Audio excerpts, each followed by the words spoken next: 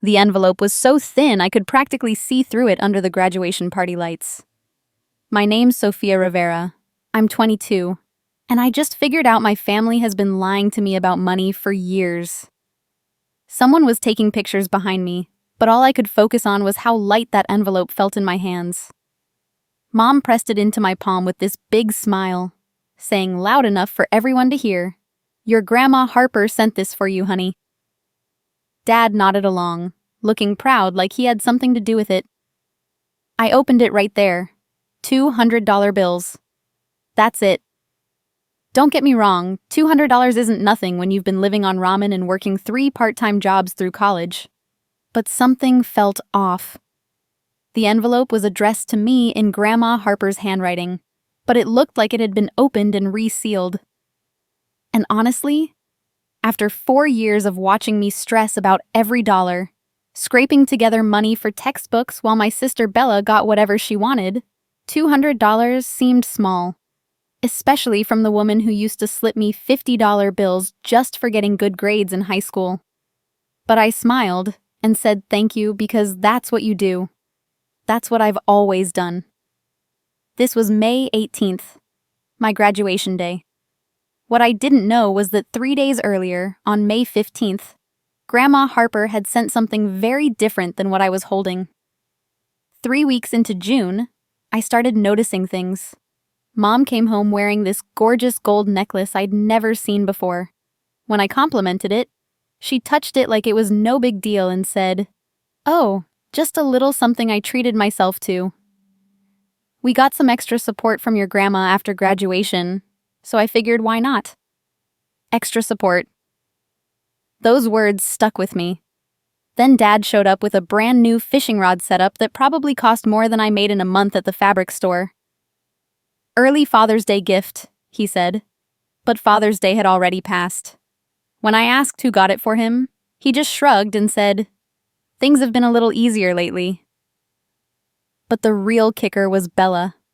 My 19-year-old sister, who changes her major every semester and has never worked a day in her life, suddenly had a MacBook Pro. Not just any laptop, the newest MacBook Pro with all the upgrades.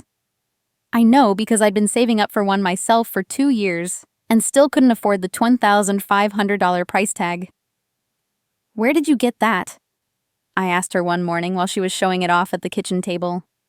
"Mom and Dad finally realized I needed a good computer for school," she said, not even looking up from whatever TikTok she was watching.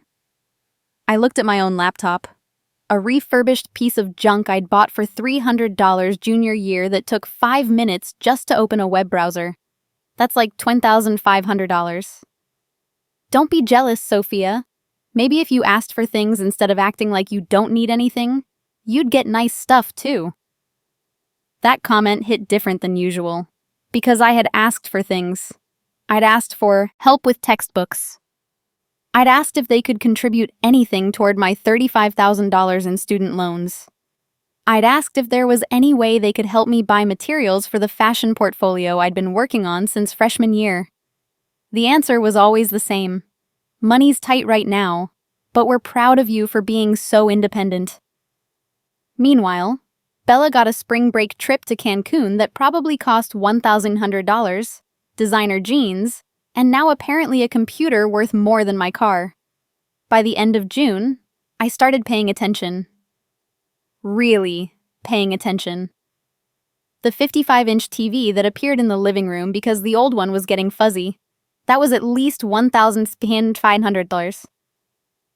The new Pandora charms Mom kept adding to a bracelet I'd never noticed before. I counted at least 8 new ones, probably $100 each. Dad's upgraded fishing boat accessories that he kept bringing home from Bass Pro Shop. Mom's girls' trip to Europe with her sister that she'd been saving up for forever. A trip that had to cost at least $4,000. And through it all, the same story. We're finally able to treat ourselves a little. Your grandma's been so generous with the family. Generous with the family. But I was family too, wasn't I?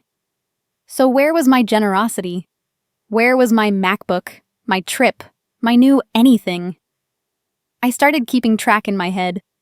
Not because I was trying to be petty, but because something didn't add up.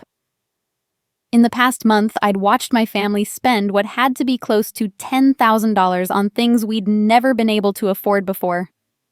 Dad's fishing gear alone was probably $1,200. Mom's jewelry collection was growing by the week. And that Europe trip? She'd posted enough Instagram photos to prove it wasn't some budget vacation. But when I asked about contributing to my student loans, or helping me buy a decent sewing machine for my fashion designs, the answer was still the same. Things are tight right now. I called my friend Maya from work one day, standing in the back room of the fabric store surrounded by bolts of cloth I couldn't afford to buy for my own designs. "Something's not right," I told her. "Either my family suddenly won the lottery, or something weird is going on with money." "What kind of weird?" I explained about the thin envelope, the sudden luxury purchases, the way everyone kept mentioning Grandma Harper's support, but being vague about details. "When's the last time you talked to your grandma directly?" Maya asked. I realized I hadn't, not since graduation day, when she'd called to congratulate me and said she'd sent something special to help with my business plans. My parents always handled communication with her, said it was easier since she didn't like texting and preferred phone calls during specific hours. "You should call her," Maya said. "Ask her directly about the graduation gift." But I didn't, because part of me was scared of what I might find out. Instead, the truth found me. It was the second week of July when I found the smoking gun. I was helping Mom clean out the junk drawer in the kitchen. You know, one of those random Saturday morning projects that nobody really wants to do, but somehow always needs doing. Mom was humming while she sorted through old takeout menus and expired coupons, completely relaxed.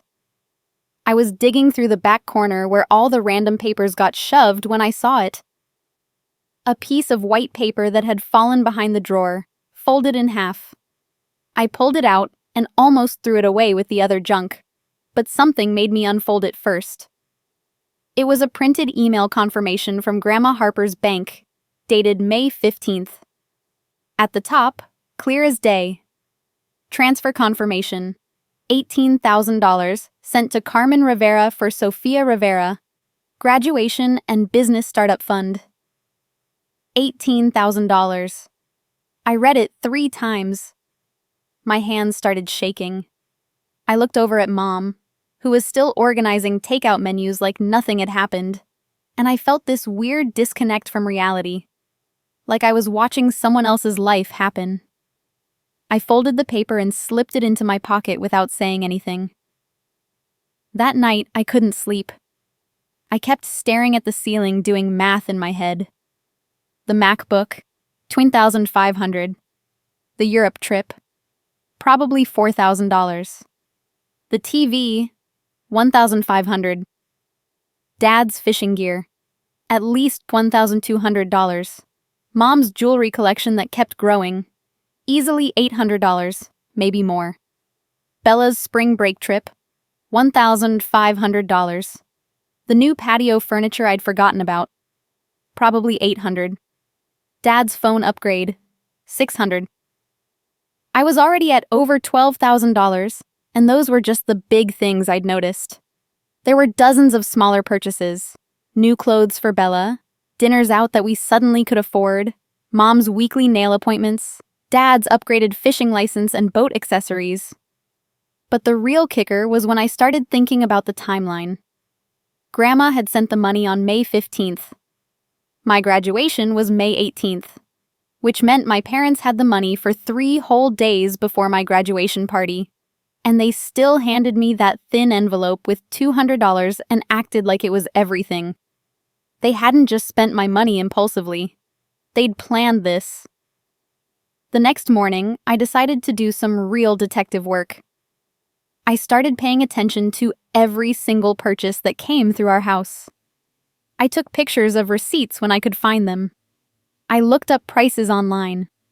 I even started a notes app on my phone where I tracked everything. July 15th, Mom comes home with new earrings. "Just a little treat," she says. I look them up later. $120. July 18th, Dad brings home a new cooler for his fishing trips. Price tag still attached. $89. July 22nd. Bella gets her nails done for the first time ever. Posts about it on Instagram. I know that salon charges $65 for a full set. July 25th. Mom books another spa day.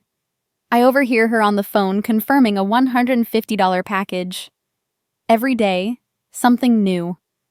And every time I saw another purchase, I thought about my $35,000 in student loans that nobody offered to help with.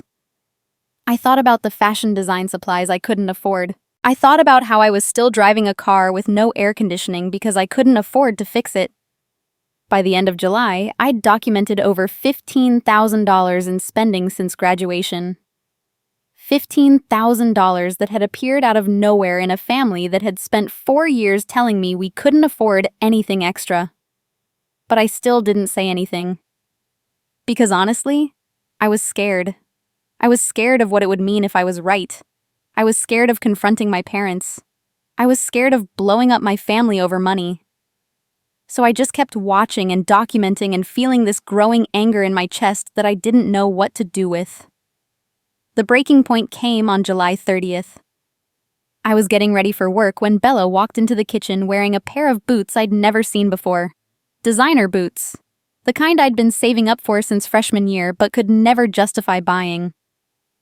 "Nice boots," I said, trying to keep my voice neutral. "Thanks.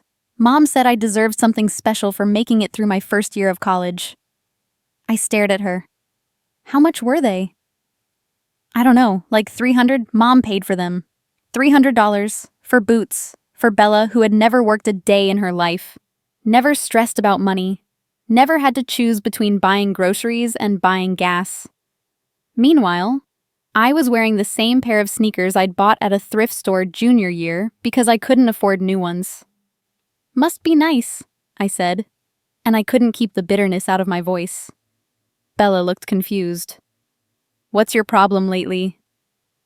"You've been so weird about money stuff. My problem is that for 4 years I've been told we can't afford anything, and suddenly we can afford everything. But only for you. That's not true. Mom and Dad help you too." "When? When have they helped me? When they told me I couldn't have help with textbooks because money was tight? When they said they couldn't contribute to my student loans? When was the last time they bought me anything that cost more than $20? Bella got defensive. "It's not my fault you never ask for anything. Maybe if you actually told them what you wanted instead of acting like you're too good for help." I did ask. I asked for help with school. I asked for help with my business supplies. I asked for help with my car repairs. The answer was always no because we couldn't afford it. But apparently we can afford $300 boots for you just because you made it through freshman year. You're being dramatic." Am I? "Bella, in the past 2 months, I've watched this family spend more money than I've ever seen in my entire life. And none of it has gone toward anything I need or want. So yeah, maybe I am being dramatic. But I think I have a reason to be." She walked away without saying anything else. And I stood there in the kitchen feeling more alone than I'd ever felt in my life. That's when I decided to call Maya again. "I found proof," I told her. "Bank records. They stole money from me." "How much money?" $18,000. Maya was quiet for a long time. Then she said, "Sophia, you need to talk to your grandmother directly. Like, today." "I know, I'm scared of what happens next. What happens next is you stop letting them steal from you." She was right. I knew she was right. But knowing something and doing something are two very different things. I was about to find out just how different. I finally worked up the courage to call Grandma Harper on August 5th. It was a Tuesday afternoon, and I was sitting in my car outside the fabric store before my shift, staring at her contact info on my phone for like 20 minutes. When she answered, her voice was warm and excited. "Sophia, honey, I was just thinking about you. How's everything going with your fashion business?" My stomach dropped. "My fashion business? Yes, sweetheart. I know $18,000 isn't a fortune, but I hoped it would be enough to get you started. Have you been able to rent a workspace? Buy some professional equipment? I literally couldn't speak for a few seconds. She kept talking. I've been so excited thinking about what you're creating. Your mother said you had such wonderful plans, and I wanted to make sure you had the resources to make them happen. Grandma, I said, my voice coming out weird and shaky. I only received $200. The silence on her end lasted forever. Like, I actually checked my phone to make sure the call hadn't dropped. What did you say? I got $200. In an envelope. On graduation day. Another long pause. When she spoke again, her voice was completely different. Sharp. Focused. Sophia, I need you to listen to me very carefully. On May 15th, I transferred $18,000 directly to your mother's account. I have the bank records. I have the email confirmations. I have everything. Your mother confirmed receipt and thanked me for supporting your dreams. I felt like I was going to throw up. I'm driving up there this weekend, she said. We're going to get to the bottom of this. The rest of that week felt like waiting for a bomb to go off. Mom kept asking if I'd talked to Grandma Harper about anything specific. Dad kept making weird comments about how elderly people sometimes get confused about money. Bella seemed completely oblivious, showing off yet another new purchase. A purse that probably cost more than I made in 2 weeks. I didn't tell them about the phone call.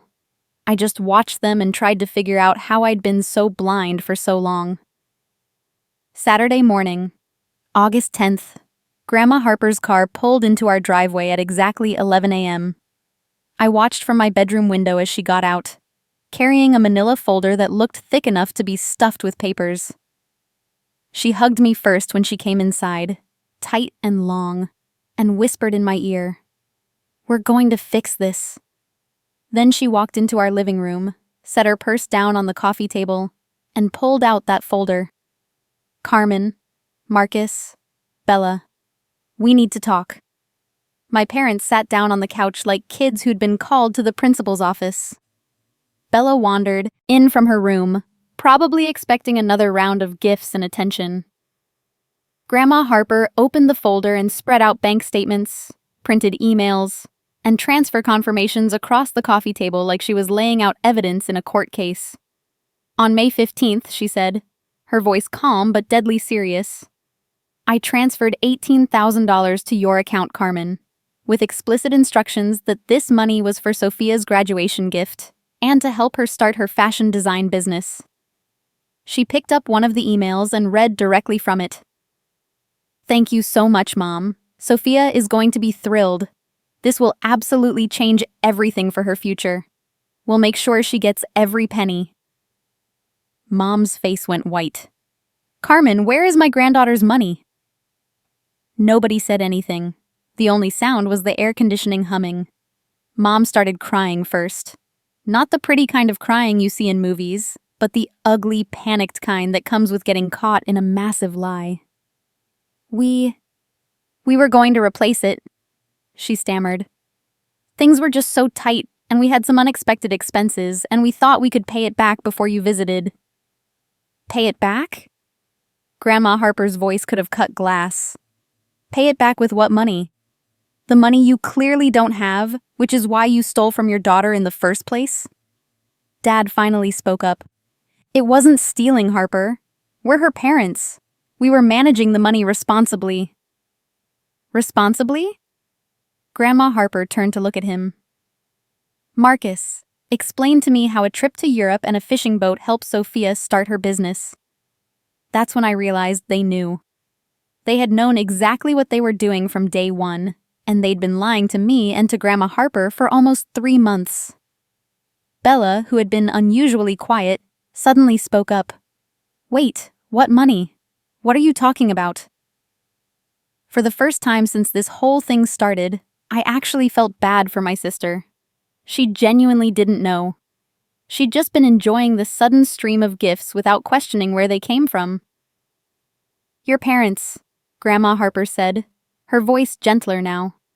Spent $18,000 that I sent for Sophia's graduation and business startup. The MacBook you're using, your spring break trip, your clothes, your mother's jewelry, your father's fishing equipment. It all came from money that was meant for your sister's future. Bella looked at the laptop sitting next to her like it had suddenly caught fire. I didn't know. I thought you guys were just doing better financially. We are doing better, Dad said defensively. We use the money for family investments. Sophia benefits from family investments too. That's when I'd had enough. No, I don't, I said, my voice louder than I'd intended. I don't benefit from any of this. I've been working 3 jobs for 4 years while you bought Bella everything she wanted. I've been eating ramen for dinner while you went out for family meals I couldn't afford to join.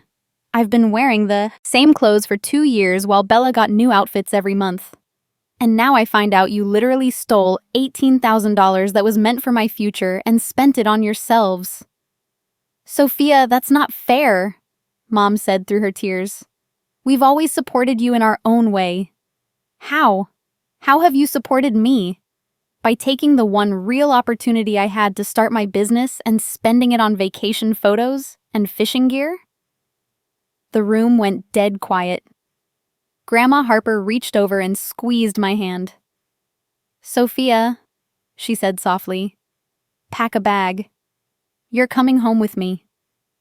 And that's when my parents finally realized they'd lost more than just money. Now hold on, Dad started, but Grandma Harper held up her hand like a stop sign. Marcus, you and Carmen have proven that you cannot be trusted with Sophia's welfare or her future. The money is gone. I understand that. But she is not staying in this house where her own parents would steal from her and lie about it for months. She turned to me. I have a small apartment above my studio in Springfield. It's yours for as long as you need it. We'll figure out how to start your business with whatever resources we can put together. I looked around the room at my family. Mom was still crying. Dad looked angry and defensive, like somehow he was the victim in all this. Bella looked confused and guilty, clutching her laptop like she didn't know if she was allowed to keep it. For 22 years, I'd been invisible in this house. I'd been the responsible one, the independent one, the one who didn't need anything. I'd been so trained to be grateful for scraps that I'd never questioned why I was getting scraps while everyone else got full meals. Okay, I said. I'll pack. It took me less than 2 hours to pack everything I owned, 22 years of life, and it all fit in 2 suitcases and 3 garbage bags. Most of my clothes were old, most of my possessions were secondhand or gifts from Grandma Harper over the years. As I carried my stuff to her car, Mom followed me outside. Sophia, please. We can work this out. We're family. I stopped and looked at her. Family doesn't steal from each other, Mom. Family doesn't watch one person struggle while everyone else gets everything they want. Family doesn't lie for months about money and then act like it's no big deal when they get caught.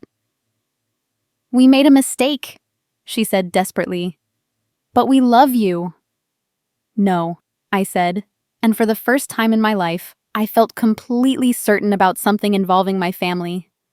You love the idea of me. You love having a daughter who doesn't cause problems, who doesn't ask for things, who makes you look good by being independent and responsible. But you don't love me enough to actually support me or be honest with me. I got in Grandma Harper's car and didn't look back as we drove away. The apartment above her studio is small but bright. There's a sewing machine by the window, shelves full of fabric, and a kitchen table where I can spread out my designs. For the first time in my adult life, I wake up in a place where I matter. Grandma Harper and I spent the first week going through my portfolio, talking about business plans, and setting up an Instagram account for my designs. She couldn't replace the full $18,000. That would have wiped out most of her savings, but she helped me buy a professional sewing machine and enough materials to start creating a small collection. We're going to build this together, she told me. One piece at a time. By September, I had my first Etsy shop up and running. My first sale was a custom dress for someone's college graduation. Kind of ironic, but it felt like the perfect way to start. I made $150 on that first order, and I literally cried when the payment came through because it was money I'd earned myself, for my own work, with no strings attached. October brought my first wedding dress commission. A woman in California found my Instagram account and loved my designs so much she was willing to pay for shipping across the country. That single dress earned me $800, which was more than I'd ever made from one project in my life. November was my first profitable month. Not by much, maybe $200 after expenses, but it was proof that this could actually work. My parents called a few times during those first months. They wanted to work things out and move past this misunderstanding. They said they were sorry, but they still haven't actually acknowledged what they did.